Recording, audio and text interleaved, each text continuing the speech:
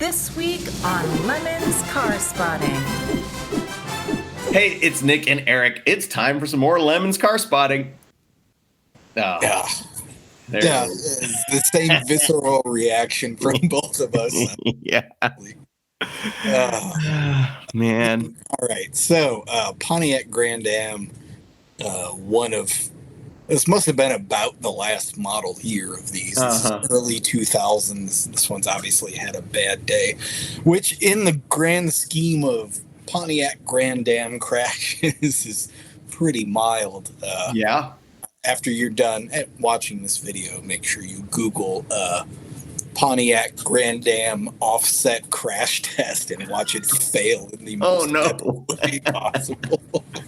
No. Yeah, hella sketchy. But yeah, so this era of the Grand Am, the very end, cars started to get really big.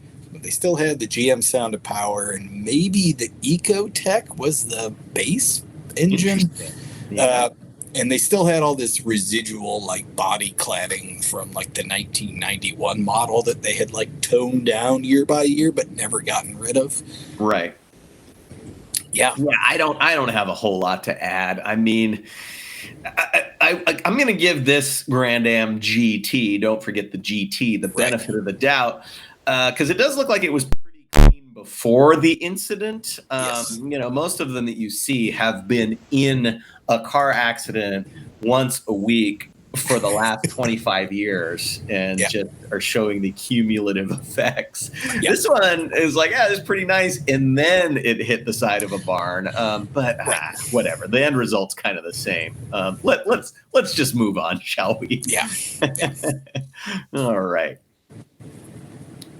Yeah, this is up your alley. Yeah. Well, we have seen now what? I mean, we've got to be in the 4 range of extended body Toyota Hiluxes. This is that good old 79 to 83. The round headlights indicate that it's the pre-facelift model, which means it had the 20R instead of the big block 22R. You know, we always ask the question of how factory are these things? Like, you know, was there a company that was turning them out in any kind of regular numbers, or were they custom one-offs? This one in particular, I mean, there's no way they did the double cab as a factory thing, is there? I mean, maybe you could have got the one extension from some kind of semi-factory style coach builder, but the double is just somebody's vision that I gotta say came out amazing. Yeah, definitely some kind of coach builder of possibly ill repute handled this thing. But that said, tape stripe, excellent. The hockey stick looking real good on there. And the slot mags is kind of a really nice touch. Well, those are factory. I mean, they're Toyota's take on the Chevy rally wheel, a 14x5 maybe. But they look great. Some raised white letters to cap it off. Totally. Yeah, this thing's rally ready. Totally ready for a Lemons rally. Absolutely. Also a Tinder date car. All right, moving on. Ooh, yeah. Speaking of.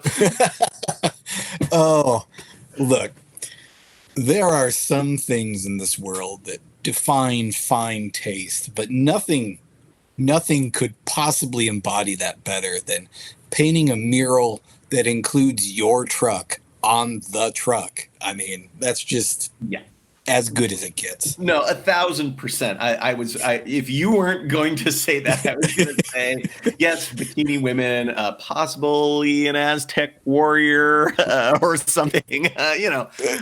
All of that beach scene, fine.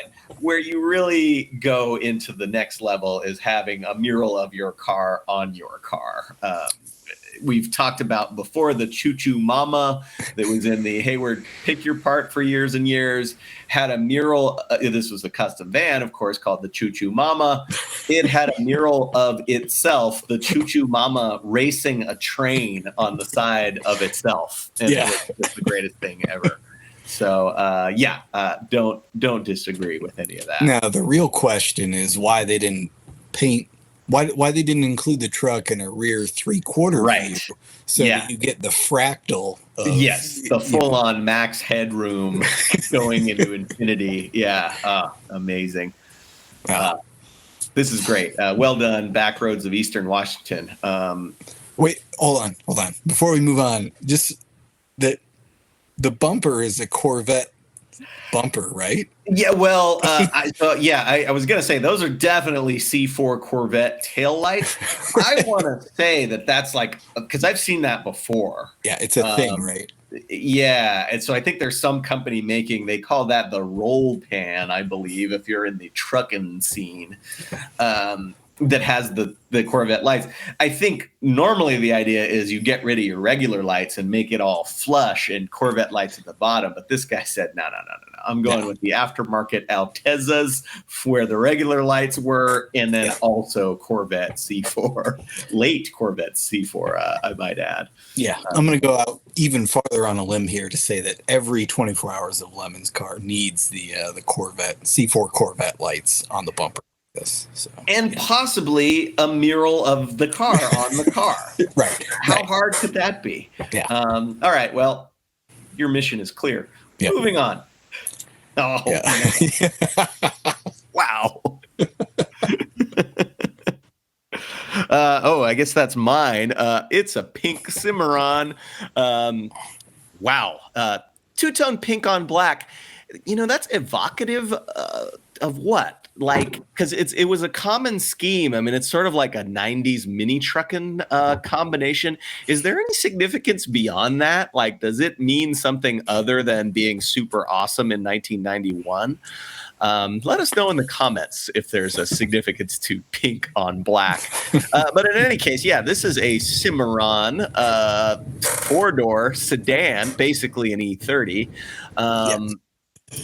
With an incredible pink paint job. Who is the person that drives this? I mean, on the one hand, you would think mint condition Cimarron would be some old person, but would an old person be cool enough to update their style to the state of the art in 1991? I don't know. Yeah, the 5 spokes are definitely outside the realm of Cimarron-ness. Probably update. Yeah, that's part of the update in 91, isn't it? Yeah, sure. Yeah. I don't know what's going on with the bumper. There's rally lights involved. There's certainly some choices have been made in the Cimarron's life wherever they're. I assume it's probably, either some older person or somebody who runs a paint shop and just had this lying around. It's like, this would be pretty funny on here. Yeah, that is true. That said, never had a Cimarron at Lemons. So yeah, we think we've seen one in a rally, right? There was that 5-speed Cimarron, which is basically an E30 M3. Right. But yeah, never in Lemon's race. We've had Anton put some Cimarron touches on his Cavalier, which it's completely different from a factory Cimarron. Right. The door is open. Yep. Next up, it's a car at a distance. What do you think it is? It looks like a Camry, but it's not. It's not because it's on Car Spotting. Oh, is that a? It's not a J30. It's an Infinity. Right? It's an Infinity. Is this an M45? I think my guess was going to be I-30. Which I think is the bridge between the J30 and the M class or whatever they called it. But boy, do I feel confident about that? Nope, not at all. And that's, again, people know what Lexus is. You know what the Lexus is. You can look at the ES series and be like, it's a really nice Camry. You can look at the LS series, be like, that's big, comfy 4-door executive sedan. You look at the Infinity series and you're like, well, I kind of know what it's supposed to be, but I really don't know what it is. Like, is this a Maxima that's been dressed up? Like, yeah, in Japan, a lot of them, one was the Cedric and one was the Safiro, and if you're Nissan, why are you so worried about being weird and out of touch? Just use those names in the US and hopefully people will accept them. I mean, I feel like they went to the alphanumerics because they were afraid that people would be weirded out by, JDM car names, when it's like, I don't know, man. I think they're going to be weirded out by the fact that it's some sort of luxury Nissan. Yeah. Especially, and we've talked about this before, especially as we go further into the future. Boy, Nissan is not getting any better. There was a period where they were fine. There was a period where they were even more than fine. But over the last whatever it's been now, I mean, close to 20 years, it's like every year it gets more and more depressing. And this is kind of in the early stages of that, but definitely, I don't know. Yeah. I mean, certainly Lemon's worthy in the right condition if you want to take on, diagnosing mid-2000s Nissan problems at the track. Yeah. Man, I had a point and it just, so my favorite thing that Infiniti did was they had an identity crisis like 10 years ago. And so they had like all these different model lines that, theoretically had the letter and then the displacement. So, this is an I-30, it's the I series with three. There's actually no other cars in the series. So it's right. One I. The Q45 had the V8, but then like 10 years ago, there's like everything's now a Q. And you have no idea, like, what is a Q70? Well, it's not a 7-liter car. And then, at the same time, they're using the same engine in literally every car. So it was just like, what is even happening? Yeah, I do blame BMW to an extent for that, because I think BMW was really the first company to just call something because that's what they wanted to call it. Like, obviously for a long time, if you got a 325, it was a 2.5 liter and so on and so forth. And at some point, I think it was, they were afraid once they started to go to smaller displacement turbo 4-cylinders that, people are going to think a 320 is crappy compared to their 325, even though it's got a turbo 4-cylinder that's as powerful, if not more powerful.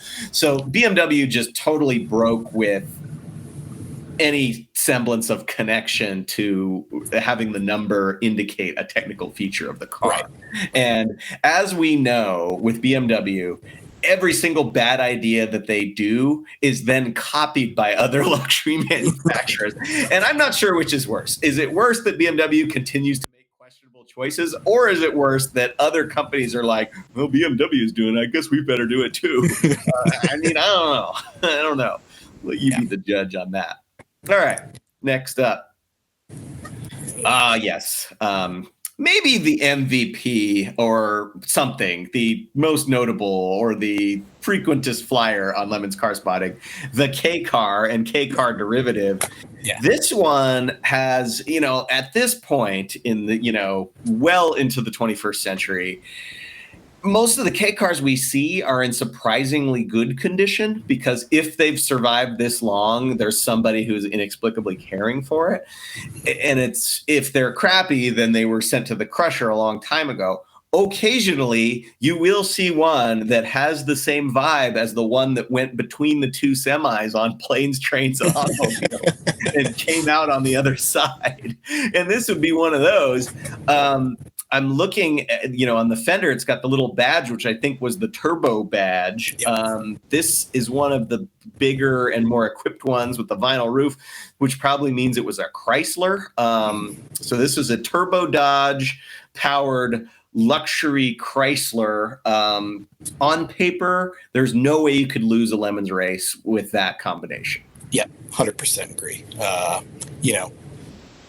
Maybe replace the blown rear shocks, but otherwise you're pretty much set up to dominate. Indeed. All right, well, I've got the hooptiest to choose, and that's a pretty good start right there, and it'd be an easy one to pick. The Grand Am with the front end damage also would be an easy one to pick, but I'm going to go with the car that we still can't figure out what the F it is, because Infiniti sucks. And Yeah, boy. I mean, there's just no reason for them to be bad. Like it just kind of came out of the blue. I mean, we've had this discussion before. Like, what was the turning point for Nissan? And it was old, cello case guy Carlos taking over that we think was the turning point. I don't have any facts to back that up, but I think it was the classic deal where he was some, business efficiency expert that knew nothing about cars. And so that kind of leadership often does not result in great vehicles. Conversely, Soichiro Honda, who hey, I've got an idea. I'm going to set out to make the best product possible. And then sure enough, Hondas were real good when he was making the calls on things. So the guy escaped Japan in a cello case. It wasn't really a cello case, but it's a funnier image that way. Yeah. To escape prosecution. So, it's got to be his fault. And that's incredibly hoopty.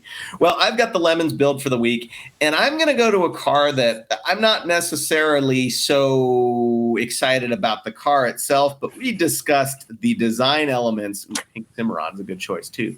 Yeah.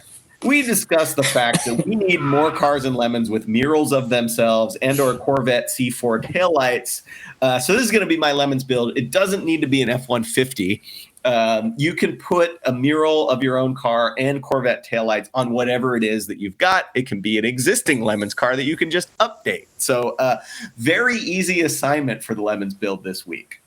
Yeah. I got to say, if you're going to go with an airbrushed mural, you really can't go wrong with a minivan or a full-size van, even in that case. Big canvas. Just more space. You can go big with your image and make it a fractal that goes on forever. make it the fractal. You know what we want. That's right. All right, that'll do it for this week on Lemons Car Spotting. Keep spotting your cars on Instagram. We'll talk about them. Oh, man. I'm not saying the Babe is obligatory, but it's a good option. It's a good option. Mix it up. Do some dudes. Sexy dudes on the beach next to your Corvette taillights.